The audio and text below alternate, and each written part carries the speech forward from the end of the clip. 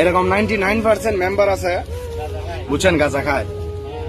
আর চেয়ারম্যানের কাছে যাই বলে যে আমার সমাজ মাদক মুক্ত করতে চাই, আপনারা সহযোগিতা করেন, হেল্প করেন। থানায় যাই বলে, ফেসবুকে স্ট্যাটাস দেয়। এলাকার ছোট ভাই রুবেলকে ধন্যবাদ জানাচ্ছি কিছু অপ্রিয় সত্য কথা প্রকাশ করার জন্য।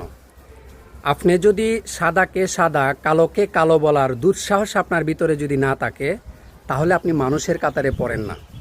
সমাজের এমন অনেক জনপ্রতিনিধি আছেন যারা কিনা সমাজটাকে লিড করেন, যারা কিনা নেতৃত্ব স্থানীয় ব্যক্তিবর্গ, তাদের জীবনচক্র যদি আপনি পর্যালোচনা করেন, তাদের হিস্ট্রি যদি আপনি দেখেন, তাহলে দেখবেন তারা কিন্তু নিজেই ভাইরাসে আক্রান্ত।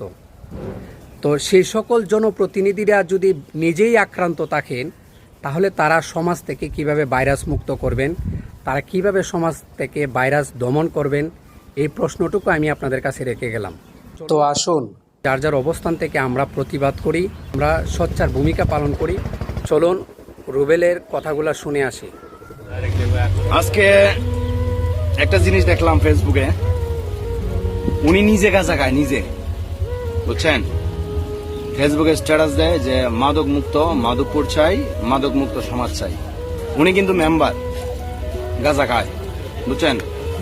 এরকম 99% মেম্বার আছে বুঝছেন গাঁজা খায়। আর চেয়ারম্যানের কাছে যাই বলে যে আমার সমাজ মাদক মুক্ত করতে চাই, আপনারা সহযোগিতা করেন, হেল্প করেন। থানায় যাই বলে, ফেসবুকে স্ট্যাটাস দেয়। তো মেম্বারে যদি গাঁজা খায়, ট্যাবলেটের সাথে জড়িত থাকে, এই সমাজ কখনো মাদক মুক্ত করা সম্ভব? আপনারা বলবেন। 99% আমার ভাইয়েরা আছে মাধবপুর সোনারঘাটের মধ্যে রাজনীতি করে, জানে ওদের আশেপাশে কে বা কারা বিক্রি করতেছে, জানে। তাদের রেফারেও তারা চলে, তারা রেফার করেও দিতেছে, এরকম আমরা শুনতেছি, দেখতেছি। কিন্তু ভাই বিশ্বাস করেন, এগুলো ভালো না। ফেসবুকে আইসা হাজি সাহেব হইয়েন না।